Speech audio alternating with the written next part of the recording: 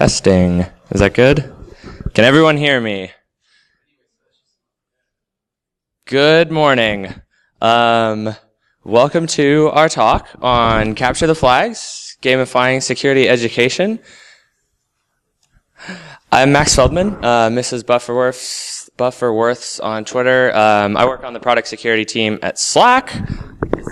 And I'm John Sonnenschein. I work on the red team and vuln management at Slack. Johnny Sunshine on Twitter. You may have seen me on Friday.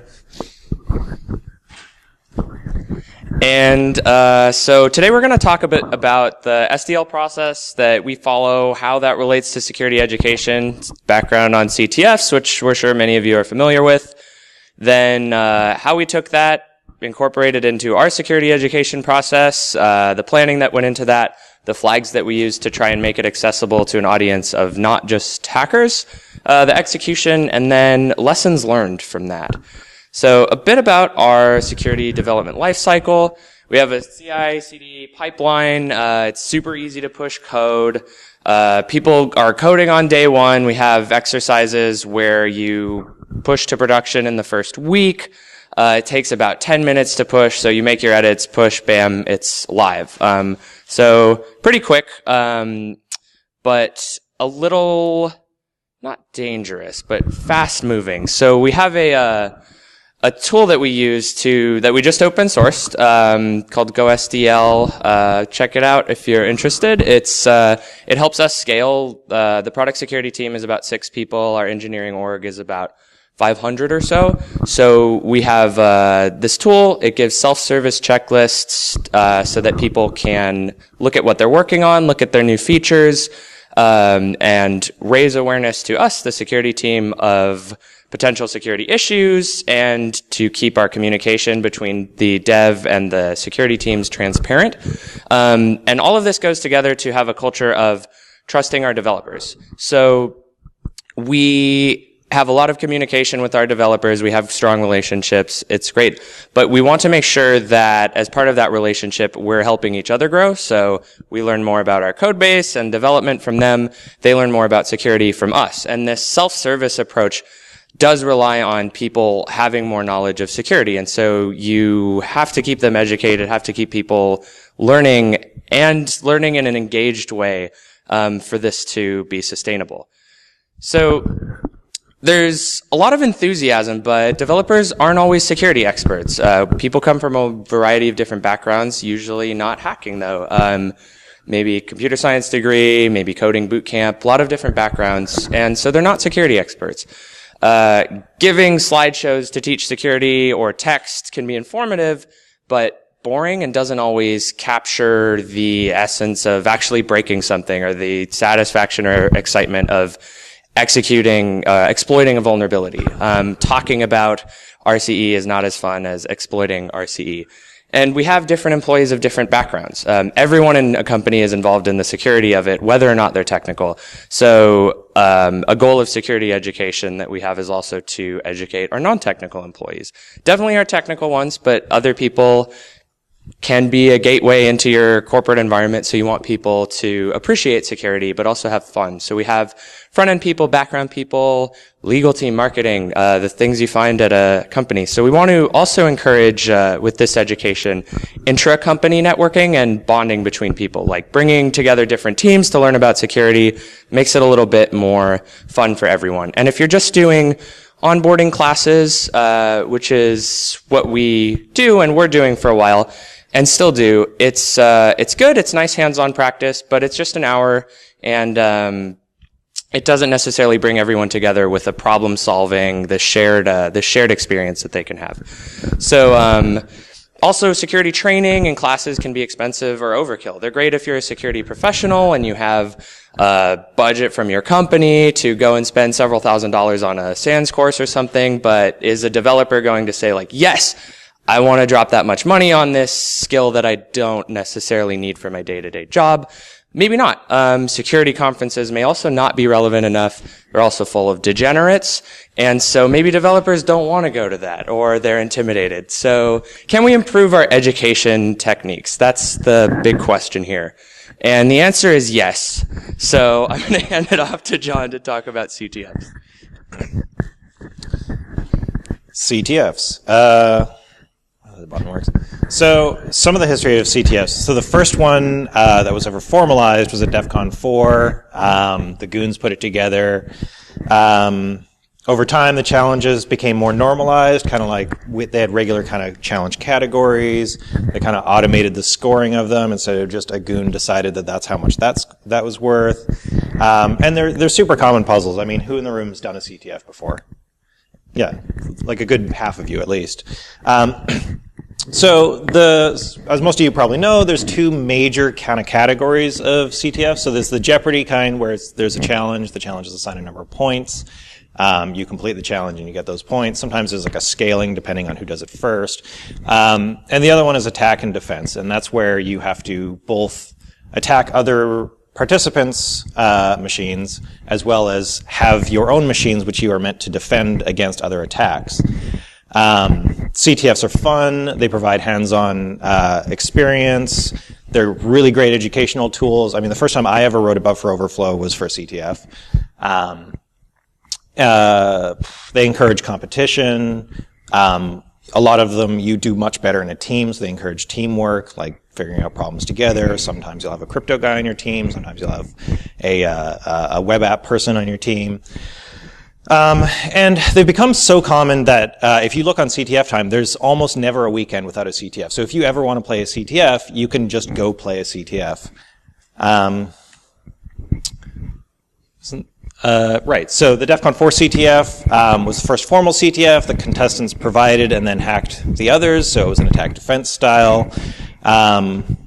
Usually the CTFs for some of the DEF CON and qualifying are organized by other winning CTF teams, so like Plaid or Legit Business Syndicate and what have you. They're great ways to network at a con. You know, lots of cons you can just sit down at the CTF and you can talk to the people that are beside you.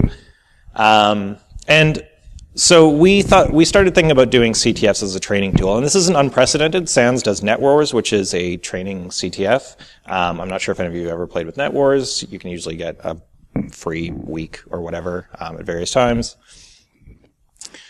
Some of the cool stuff that we've seen recently in CTFs, DEF CON 24 was the Cyber Grand Challenge CTF, so rather than solving the puzzles, you had to have a solver which would solve the puzzles for you. So it was completely automated. They ran a whole thing. There was a big stage, a lot of flash and visualizations and stuff that were kind of cool. Last year's CTF at DEF CON was just batshit. They had some crazy Middle Endian 9-bit byte length machine. And they announced it 24 hours before the challenge.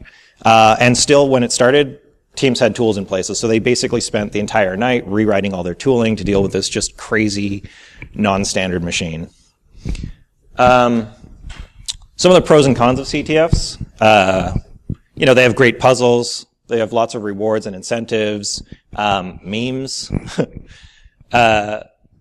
There's lots of different CTF platforms if you want to run a CTF. So CTFD, Facebook CTF, some custom platforms. These are all for scoring and challenge submissions and what have you. Some of the cons are like, they're not always work appropriate. So the Blaze CTF is a weed-themed CTF. Probably not going to drag your developers at work into that in most companies. And they're tailored to a different level of security skills. So CTFs as they exist now are really great for security professionals and people that are used to playing CTFs and have lots of weird crypto challenges and reversing challenges. But if you're a regular, random developer for an engineering organization somewhere, you probably have never encountered any of this before, and the CTFs are going to be incredibly difficult, if not impossible for you, for most of the challenges. Pass it off to Matt. Cool. So yeah, as John said, there are various pros and cons of CTFs. So what we wanted to do was keep all those pros and kind of mitigate some of the cons and make this a little more accessible for people who've never done a CTF before or perhaps have never even heard of it. So this is actually you. Is it? Okay. Yes. All right. Right. So we ran a CTF. And we started by coming up with our goals. So why are we running this CTF? We wanted to raise the security awareness and skills of our developers because, as Max mentioned earlier, they're developers. They do development work. They're not security professionals. They have other things on their mind, like how am I going to solve this particular problem, other than just security, which is which is why we exist as an organization. We wanted to engage a broad audience, so we didn't just want our developers in there because, again, we have a marketing team, we have a legal team, we have a customer engagement team. We have all these other teams that aren't developers, and doing things like writing weird crypto things is outside of their skill level and outside of their job role. And we also wanted to measure our impact at the end. So we wanted to see, after we were done, that we're having a positive impact. That, we spent, it was like a month planning this, where, a bunch of the security team was kind of taken off their regular tasks to start planning the CTF. We wanted to make sure this was worthwhile. So we started planning in October, for October, because it's Security Awareness Month, kind of generally defined in the industry. So we started planning in August. August, we had this idea, why don't we run a CTF for our developers? So, we talked about it a little bit amongst ourselves. Then we engaged our internal communications team. There's a couple cool people there that wanted to join in. And our internal events team, we wanted to have it be more than just the CTF. So we wanted to have we have a Thursday happy hour at work. We wanted to have a security themed happy hour. We wanted to do more than just have the CTF there. So we added a lockpicking village of our own. So we have a couple people that do lockpicking both on the security team and off it. So we took a conference room for the week and had a little lockpicking village going on there. We started up channels on our internal Slack instance because we are Slack. And so part of our planning was also we wanted to avoid disruption. We didn't want to take the entire organization offline for a week to just, mess around and do puzzles. So we figured that about a week was a good amount of time. So most CTS run for about 48 hours and change. We figured that this would be something that people would do on their off time, in between breaks or on their lunch break. They can go poke away at some of the challenges. So we gave them a week for it. And then we came up with some prizes. And we thought, what would be some cool prizes? Like, we could get lockpicks and stuff. Then we realized that we are a multinational company and legal jurisdictions do apply. Sending lockpicks across international borders where we're unsure of the legality of them wasn't going to fly. So we came up with a bunch of cool prizes like Raspberry Pis and other things that we would not have a problem shipping across borders. So planning. So we worked within the security team to create our content, came up with a bunch of different kinds of challenges. So some of it was just security trivia, random things you can Google. Didn't need to be a developer, didn't need to write any code for them, just, Google things, learn a little bit about security, just from learn what OSINT means, for instance. We had a bunch of web app challenges. We are a largely web company, so most of our developers are web developers. So we created some web app challenges. We had some minor crypto challenges because, every application you write in the modern era uses some form of crypto, so we had some little minor crypto stuff. We had a little bit of forensics just to show what our incident response team does. Some OSINT challenges. Again, because we have people who are not developers competing, we wanted them to have some challenges that they could go out and do too. So some of it was like Googling things and just finding general OSINT. And us being Slack, we also had some Slack-specific challenges. So to point out some of the ways in which you can configure Slack securely and insecurely, we put flags in some of the administration interfaces for test teams and what have you, so that people who may be in charge of administering Slack or knowing how to administer Slack, for instance, our customer service people, could go and learn the ways in which it could be configured more or less securely based on a company's needs. When we decided to put together the actual CTF platform, we chose Facebook CTF platform largely because it looked pretty. CTFD is a great application, pretty easy to deploy, but it's pretty no frills. You have colors and little clicky bits, but the Facebook CTF has this cool map interface where you zoom around and stuff like that. We thought that it would just be some cool flash so that when the developers do play with the CTF, they have something cool to look at. It looks a little bit more, I guess, professional and less engineering driven. We picked a domain name based on a meme. This was around the time that fidget spinners were a thing, so we picked fidgetspinning.life. They still are. Max informs me. And we do have some disabled employees, so we also wanted them to be able to compete. So we took all of our challenges and also put them in a spreadsheet. So if you needed to use a screen reader or what have you, this was still available for you. We hosted it all on DigitalOcean for no particular reason other than it was there and cheap. And we used Slack for collaboration. So we had a couple of different Slack channels that you could both collaborate with each other and communicate with the security team, and we could give you hints and what have you. And Slack is where CTFs happen is a pun on the company slogan. Cool. So I'm going to talk about the flags. So yeah, as John said, we did a lot of planning to see how we could keep flags, or how to keep the challenges accessible to people of different skill levels, of a variety of backgrounds. So now we're going to talk about the actual implementation and how we did that in practice. So CTF Flags, we were going for meme-based, millennial appeal. We wanted a heavy integration of puns. And we split the work between the relevant teams. So we have the product security team, we have the red team, we have incident response, we have other security teams or people of different backgrounds. So we wanted to split that work, let people make challenges for the area that they like, that they're interested in. So our incident response team created the forensics challenges, product security worked on our AppSec related challenges, and we all kind of collaborated for the miscellaneous challenges, the trivia, the Slack specific challenges. So the first couple of questions were in trivia and sleuthing. So sleuthing we used instead of OSINT, but we introduced the concept of it. So we had If You Want to Cry My Lover, which was just a trivia question about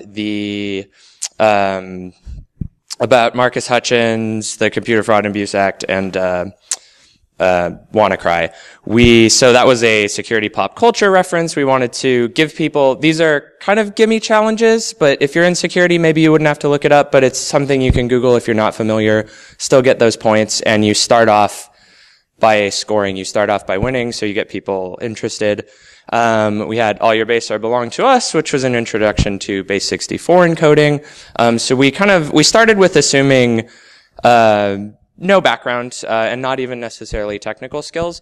One of our other goals was to get people from different backgrounds working together. So some of the questions that were Slack specific were, actually a little bit easier if you were already a Slack admin. If you've poked around the admin interfaces, you would know where some of these things might be hidden.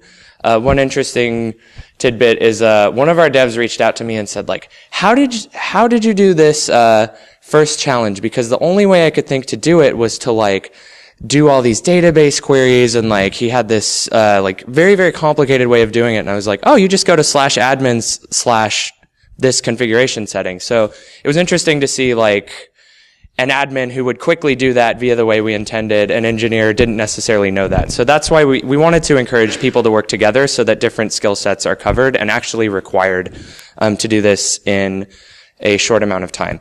So one of our other challenges was do it for the gram. So I posted a picture on tagged Slack HQ, put a flag in that. So quick and easy thing to Google, but something that may be a little informative to someone who hasn't considered, oh, what happens if I post something sensitive on social media? Had another one that was like, do it for the link, and I put a flag. I endorsed myself as a flag on LinkedIn, and so we gave some hints to that. So then we had a cryptography section, which did actually get into some harder crypto challenges, and we had to pivot, which we'll talk about a bit later, and introduce more challenges for a couple teams that really excelled. So these started as much easier than a regular, or maybe like a DEF CON CTF. So started with Rot 13 and an intro to Caesar ciphers. It's all Latin to me. Hash Me Outside, how about that? Which was more topical at the time, was showing hash killer and how easy it is to crack an MD5. So we said, hey, here are some MD5 strings. We think there is a flag in them, and you could paste them into hash killer and it would give you the flag. But so maybe all of us know that. We know MD5 is broken, that you can do these things online. This can be eye-opening for someone who hasn't thought about that before, that you can just take what should be a secure hash and go to a website that will just break it in a second for you. Or these were already pre-computed, but we showed the ease with which this could be broken. Yeah, so we also had a forensics challenge. So our incident response team put together a PCAP with the full attack scenario of a malicious insider, and here's them stealing some information, here's them reaching out to someone. No extra traffic, just like two IPs going back and forth. But this is maybe the first PCAP that someone's looked at. So we said, hey, we recommend Wireshark. So then poke around with Wireshark, and then there were some basics covered there, some basic traffic analysis, seeing things go back and forth. Covered a little bit about unzipping a file from a PCAP, then some OSINT as well, which led to Word document properties and also EXIFs. So if you don't know that EXIF information has your GPS coordinates or the city that you're in, we hinted at that. Oh, I think there was a really good pun for that too. It was like, maybe we didn't go with it. I forgot it. Just trust me that it was probably a really good pun. So it's also, if you've done a forensics challenge at other CTFs, you might do more reversing, more strings, like binary analysis, things like that. We didn't use that. We didn't use other more obscure protocols. We stuck with just basic IP, HTTP, to try and, we kept it easier. So some people who were familiar, who have a networking background, did it very quickly. But a lot of people, it was their first time using Wireshark, so it was a fun thing for them to do. So we also had a range of web application flags. This is what my team worked on, a lot of them. So we had things ranging from reading an HTML comment to PHP deserialization exploitation. We tried to cover the OWASP top 10, introduce people to a variety of web app security concepts. These are things we actually cover in our developer onboarding, but not to everyone in the company. So some people who have a little bit of HTML background could then see like, oh, here's a comment and this has a flag in it. Or what happens if you, there was, one was like an insecure direct object reference, and if you incremented something, you could get to a flag. We hinted at that. We had some auth bypasses, modifying cookies, had some hints. So people got to see what simple web app vulns there can be and how to exploit those. We had an XSS challenge, which included Phantom.js for an automated verification of a working exploit. So that was pretty neat. We didn't just ask for, give us a proof of concept. We had something continuously running to make sure you actually exploited it as the page was created.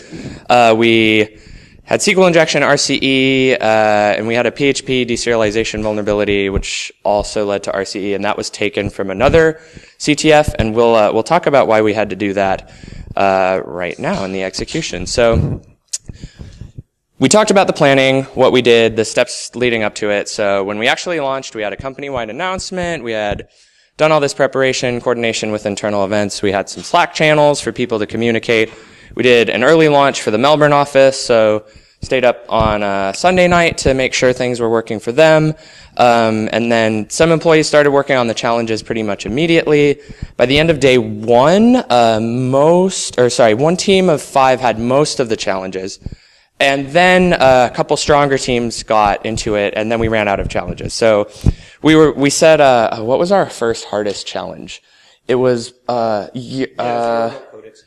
buffer overflow. Right. It was so we had a buffer overflow, like a pretty basic one, which was taken, that something you could probably Google to find the solution for, and we were like, okay, that's probably too hard, but we'll leave it in there. And then like day 2 comes along, and a handful of teams had just done all of them. So then we started scrambling to make more. So one person who was competing is kind of an ex-hacker, so he doesn't work on the security team, but he has that background.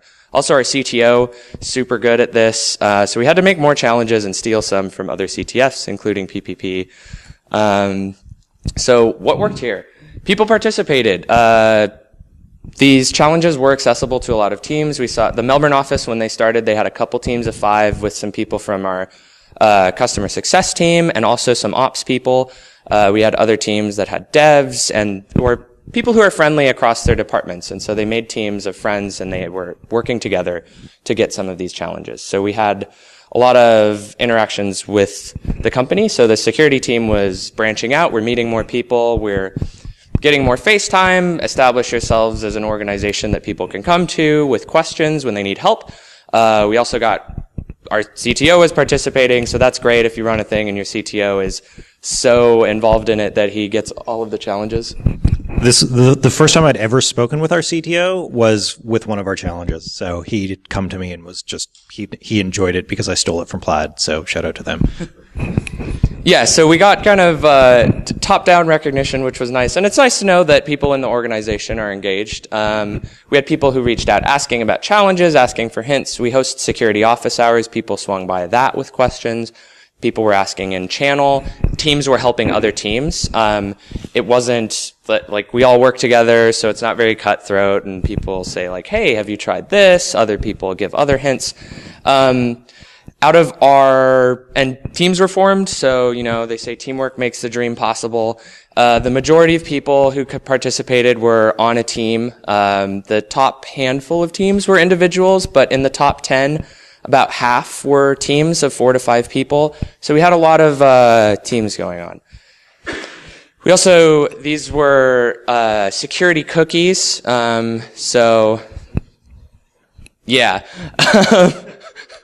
We had these for the happy hour.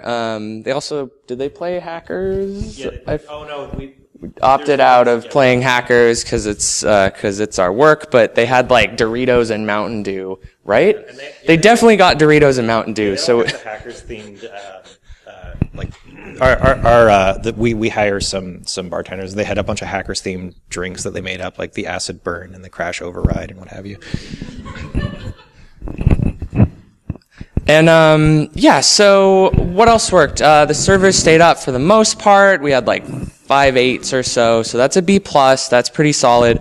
Facebook CTF is flashy and fun. It's a cool thing if you've never done a CTF before to be going through this neat looking if you haven't seen Facebook CTF before, you go country by country and it's like hacking North Korea, hacking this other country, and you get points. You see the leaderboard, and it's a pretty slick UI.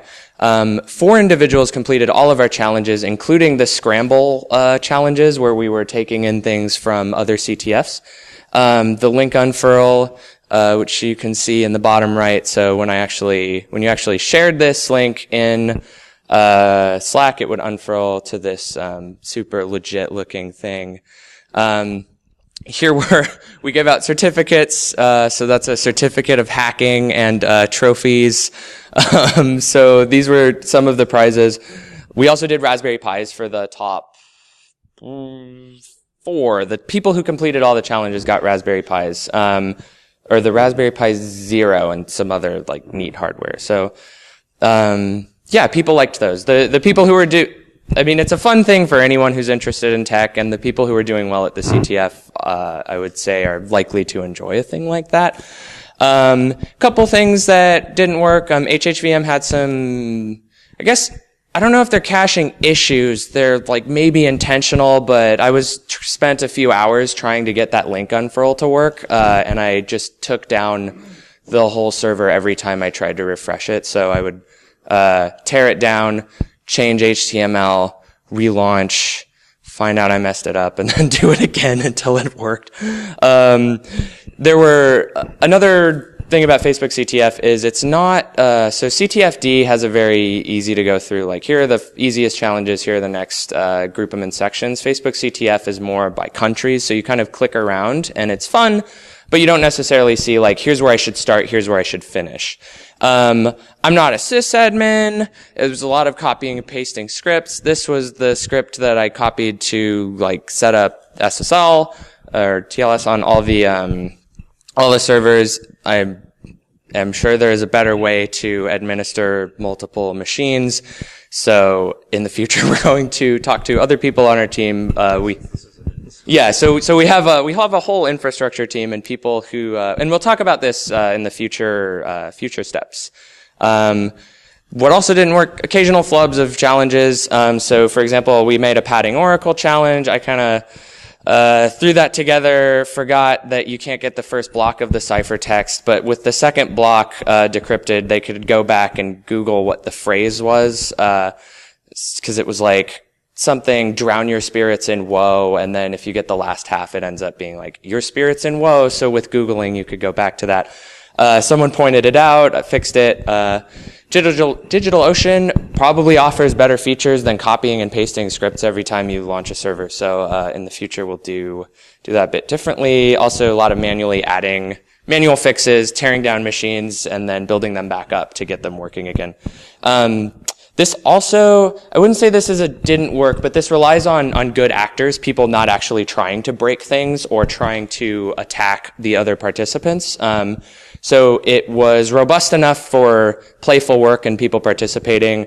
If it were teams who were really trying to be the only winner, they probably could have destroyed these servers. But within a company, you can kind of rely on your coworkers being good actors.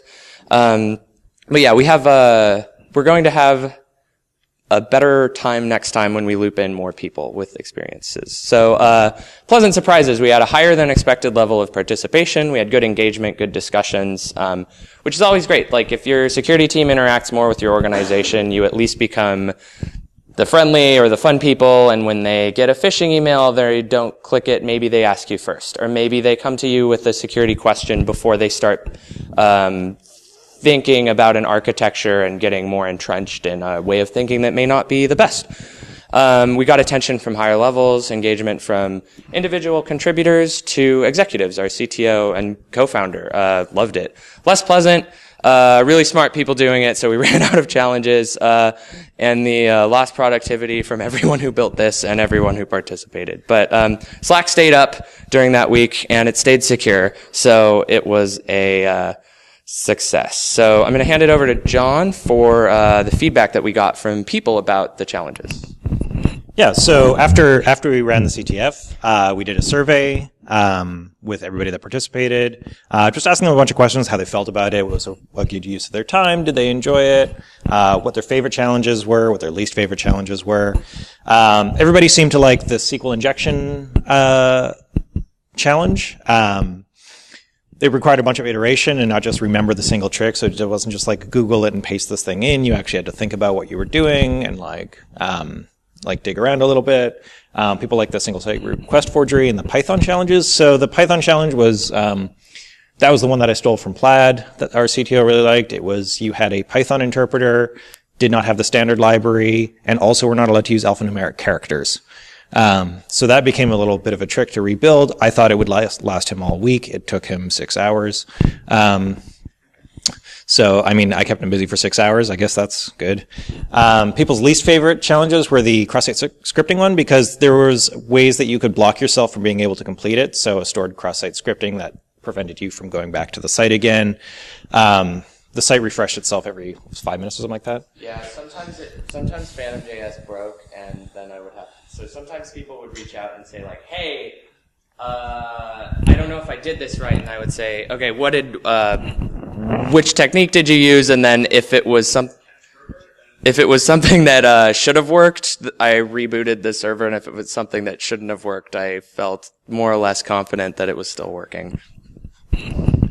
And the padding oracle one, again, as Max mentioned earlier, people weren't super a fan of because it was broken until somebody pointed it out. It was also hard. Also that it was hard, yes. Some positive aspects, again, collaboration. We got lots of people around the company collaborating with each other, got lots of people who had not previously reached out to the security team, talking to the security team, which is a big bonus. And I feel that people learned a lot from it. So we teach how to avoid writing cross-site scripting in our onboarding classes. We don't teach exactly how to exploit it. And I think that it's really eye-opening to be able to actually exploit a vulnerability rather than just knowing like, oh, well, don't do this because it's exploitable versus like, this is exactly how easy it is to exploit. Some of the areas to improve is sandboxing, just engaging our infrastructure operations team to help us run the infrastructure rather than trying to do it ourselves, as we are not sysadmins. And, not underestimating our employees. We came at it thinking that these are not security people. They probably haven't played CTFs. Maybe one or two people have. But we had a really good amount of engagement. Lots of people solved lots more challenges than we were expecting them to. So doing it again in the future, probably we would just throw in some more difficult challenges, some real, actual difficult CTF challenges, just to leave them out there in case anybody wants to solve them. More PR. So we started announcing it in the month of October, which meant that people had vacations planned, people had other project milestones planned. So it didn't become top of their list of things to do, even though many people came to us and were like, I wish I had known about this earlier so I could have planned my milestones around it. So just more build up. Maybe start announcing it in August that it'll start happening again. Lessons learned, have a cool domain name. People enjoyed our meme-based domain names. If we were to do it again a month ago, tidepods.life, but that meme is already stale, Max. We're not doing that one. Market it better ahead of time, same reasons I just mentioned. Again, don't underestimate people. Your developers are smarter than you think. They're probably going to be better at hacking than you would expect. And incorporate more teams. Just help with bringing people together into teams. Yeah, we didn't actually offer a facilitation of forming teams. We said, hey, form teams, go for it. So I think maybe we could offer a spreadsheet or something, a little more automated encouragement of people working with other people. Yeah, and I think that would probably work better for the cross-functional groups as well. So have a CE member teamed up with, a customer service member teamed up with a developer so that they can all solve them all together. Future work. Do another security awareness week. Do it again. Probably do it again next October. We should probably start planning for that. More participation, bring more people in. More communication, as we mentioned earlier, start announcing in August rather than in October so that people can plan their milestones around it, plan their OKRs around it. Have different prizes for different levels. So we had one tier of challenges, and if you solve for X number of points, you win. I think it would probably work better in the future if we had different sort of tiering. So if you solve all of the OSINT challenges, you get some prizes, and if you solve all of the development challenges, just to make it easier for some of the non-technical groups to collect enough points to win prizes and get certificates and things like that. And yeah, so thanks for coming to our talk. And if there's any questions, we're open to that.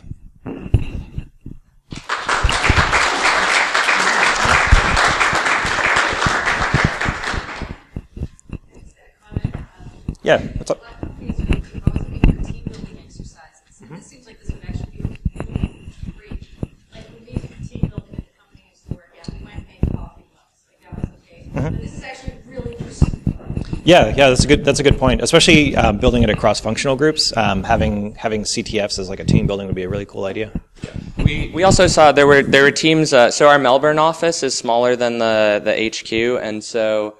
But they had a decent number of teams. So percentage of the office, Melbourne was the highest because they're a pretty tight-knit group. So this was another way for them to bond. And we had some CE people working with ops, on multiple teams there, I think, and some other technical and non-technical teams. And they had a very good mix because they already knew each other, and they see each other in a smaller space.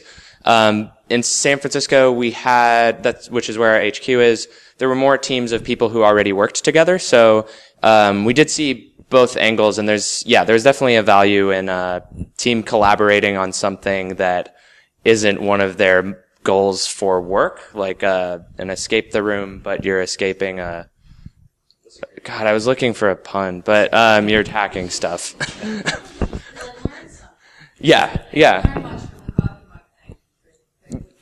Yeah. I mean, we had a bowling team event, and I would say none of us learned anything or grew as people. It was fun. Bowling's fun, but it's nice to bond with people you work with while you're overcoming challenges and expanding your skill set. Yeah.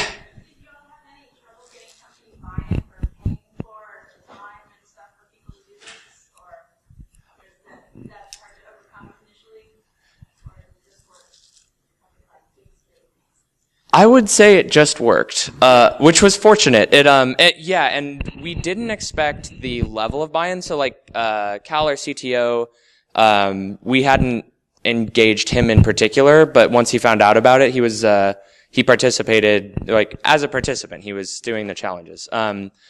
We had solid support from the whole organization. I think we're both a little bit lucky, but we also work very hard to be a team that people like, that people enjoy engaging with, that is friendly and easy to work with. So the communications team, we hadn't worked with many of them or any of them in a strictly work context before, but Jared, we knew a handful of people on these various teams that we were engaging, and so they said, sure, like, cool, we can work together on this, or cool, security sounds fun, like learning more about this sounds really interesting. So we did try and pitch it as like a good learning opportunity, good team building, not too much of a time commitment, not too much of the prizes were not very expensive for a corporate budget. The server time was also very cheap. So between like those factors, yes, we did have buy-in. There wasn't really resistance to it. But I think how you pitch it can help. Like if you're trying to do this at your company, if you can present it well, or when you build those relationships, it becomes a lot easier. So we had some groundwork already laid there. Yes, I mean, we pitched it as part of Security Awareness Week, which helped a lot. It wasn't just like, we have some fun puzzles and we're going to waste your time with them. It was like, it's October, it's Security Awareness Week. Rather than throwing a bunch of seminars that people can come to, we're just going to throw some challenges. And we gave enough time for them. So we gave a week rather than 48 hours, for instance. So we gave enough time for the challenges that, like, it could be something that you could do when you're like idle thoughts, or like in between meetings or compiling and whatever. Yeah. So we pitched it as like, this isn't going to be a huge time sink. This is like in your off time or after hours, if you feel like it, then, maybe we'll take up a little bit of your time, but it's not going to be, we don't want projects to slip because of it. Yeah, and also to add to that, since Hacktober, like October is Security Awareness Month, has been growing, and the more attention that got, the easier it was to say, like, everyone else is doing it. And people who work at Slack come from other tech companies too, so if you come from like somewhere else in the industry, they may have already done this, so it's growing in familiarity, which makes it easier to sell. It's like, this is just an industry standard practice to have this, and that helps a lot too. Yeah. Did you have a question? I was just kind of curious, how big was the team that actually planned and just the two of you, or did you have a number? It was us two, and then some other people helped with the challenges. So the Webapp stuff we had, was Zach still around? Yeah. Two other people working on the Webapp stuff. CCERT was Eric and Michael, so about two people who put their challenges together. As far as the planning and infrastructure, it was us doing all the interfacing, but like our communications and internal marketing team was helping us format like where to post, what to post, and like what channels to post it in, and what timing works best, like when you should post it for which office, which channel you should use for each location, like EU time zone, Australia time zone, or whatever Melbourne time zone is. And so, yeah, it was a lot of people coming together, but it was mostly us facilitating it, and it was manageable. It was, getting things rolling. I don't know if it was the easiest part, but coming up with challenges, that was a lot of people who contributed. And I think one of the harder parts of that is, I think it's easy to make a hard challenge. It's easy to make a challenge that is very difficult to solve, or to take one that's difficult to solve. It's, we put more time into thinking of how do we make a challenge that isn't an insult to one's intelligence, but isn't necessarily just like, here, break RSA or something, which is going to be hard / hopefully very hard. But to have something that's still engaging. But yeah, so us two handling the main coordination infrastructure. So it was like my DigitalOcean account, and I would add John's SSH keys so he could fiddle with the servers he was administering. And yeah, does that answer the question well? Okay. How much time did you guys put into this setup? 4 weeks each. a few weeks. So we started in August, and I would maybe like 5 to 10 hours a week leading up to it. Does that sound right? And then during the week, it was at least, I would say, 3/4 of our time of running it and keeping it up and engaging with people. Yeah, I think that the rest of the security team that helped. The rest of the security team that helped with the challenges. When it was running, didn't really need to have much input, but me and Max together, basically like 3/4 of our time, like you said, was devoted to that, and we had a lot of buy-in from our CISO as well. To it's okay if we go and do that instead of our actual jobs for a week. So, but Slack remains secure. Yes, it did. It did remain secure. There were no breaches that week. It was good. Other questions? I saw a couple. Yeah. Did you try to do any tracking of the participants so that you get credit for continuing education or requirements for security training? Not in that particular. No. So we know who did it, but we didn't track it as a. Since we have onboarding security education that's mandatory. That's what we use as the compliance side of things.